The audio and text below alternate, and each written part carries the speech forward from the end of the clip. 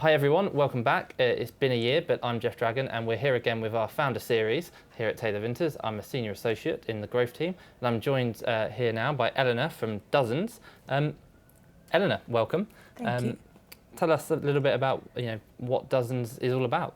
Sure. So Dozens is a new UK fintech. We have a mission to make saving easier and more rewarding for everyone. The way we've gone about that so far is we've launched with a current account, smart budgeting and saving tools, and an investment shelf all in one app. We've launched in January this year on both UK app stores, and we just got our 10,000th customer last week, which is super exciting. And so the company was founded a year and a bit ago in January 2018, and since then we sort of got a couple of licenses from the FCA. We got an e-money license. We got an investment license. We built a team of now 35 people in the UK and another 35 in the Ukraine. We built a tech platform that is its own balance and orchestration layer that integrates with over 20 partners. We built two 800 screen apps. And so yeah, it's been an eventful year and a bit. Very busy. But it's been really great. Dozens was founded out of a need to align the customer's financial well-being with the business incentives. The way, I don't know how much you know about banking business models, but the way most banks make money is by with debt. When you're in debt, usually you're not in a great place, which means that usually banks aren't necessarily aligned with the consumer's financial well-being, which is why we founded the business on a completely different business model where we only make money when the customer does. We monetize it highly on savings and investments. And so yeah, the product's live and working. It's completely free, and we've seen sort of the first people coming back to us and saying they've saved the first £200 in their life, just because we've got an integration with, I don't know if you know If This and That. It's a really cool app where you can integrate different apps.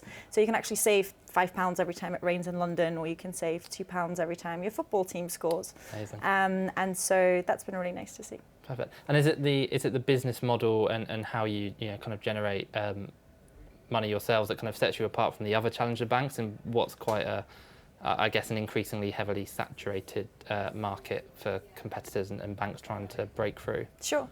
So the first thing I'd say is there's a lot of talk about it being a crowded market, but actually once you get outside of the M25, most people have no idea who Monzo or Revolut or Nutmeg or any of those people are, and they're still really scared about contactless payments. Yeah. And so that's the first point. How we're different is a number of things. Firstly, we are aggregated, so we offer you everything in one place.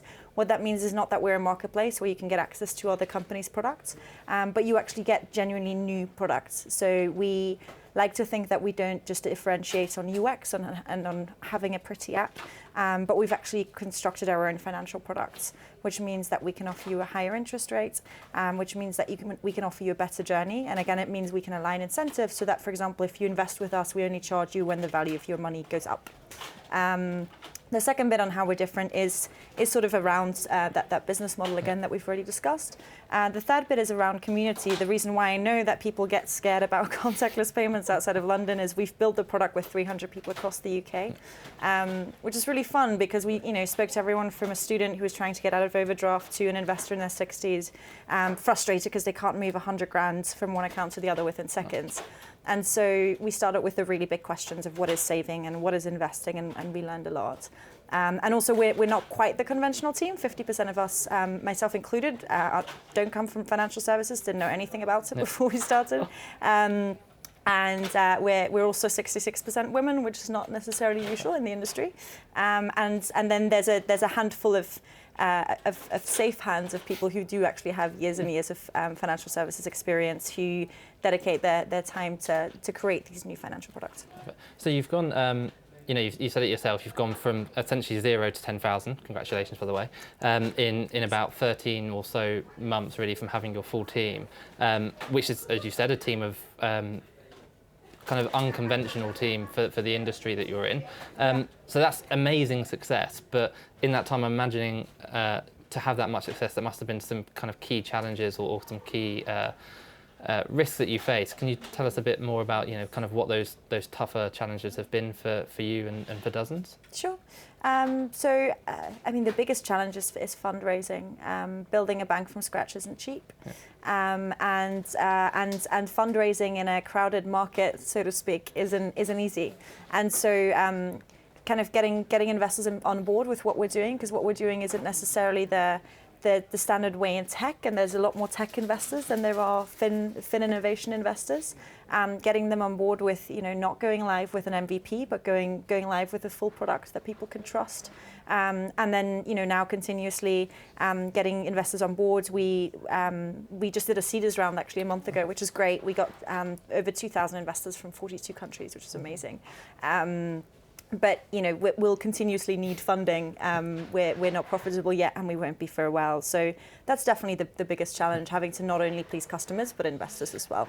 The other challenge on the customer side is very much about trust. We're not asking you to download another taxi app where you can get a free ride. We're asking you to trust us with your money, which is a really big ask. And so I think Eritrea, our founder, and the rest of the team have spent a lot of time up front in investing in brands, investing in financial education, sort of videos and pieces where we're trying to explain to people how banking actually works, because you'd be surprised a lot of people don't know that the money that sits in their current account doesn't actually stay there in a drawer at the bank, but actually gets lent out, and the bank makes money on it, and they don't. Just sort of continuously working with the community and our customers to make sure that we're sort of earning that trust step by step. Perfect, thank you. And finally, for the hopefully millions of people watching this on YouTube or different Millions. Yeah, no, it is millions, trust me. I'm sure. For those that are thinking about doing something similar or starting their own company, what's the one bit of advice that you would give them based on your kind of experience? Sure. I think it always comes back down to people. I think we've been really lucky in that we've established quite a special culture. We've refused to look at CVs.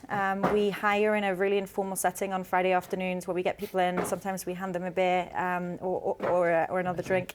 And we want to find out who they are as humans, because startup life is really hard. Yeah. It's not a 9-to-5 job. It comes with a lot of pressure. And so, we work together not as colleagues, but as humans, and often, luckily, also as friends. And I think you need that, because it is high intensity, and it is tough sometimes. And so I think investing up front in understanding what is the culture you want to define, what are the types of people you want to surround yourself with, who you can go the journey with, and then sort of trying to extend that culture to your customer base and your community. Would probably be the thing I'd focus on most, and we will continuously focus on most as we grow. Amazing. Perfect. Well, thank you very much for your time. It's been awesome to hear about you and hear about Dozens. It's been thank fun you. to chat. Thank you.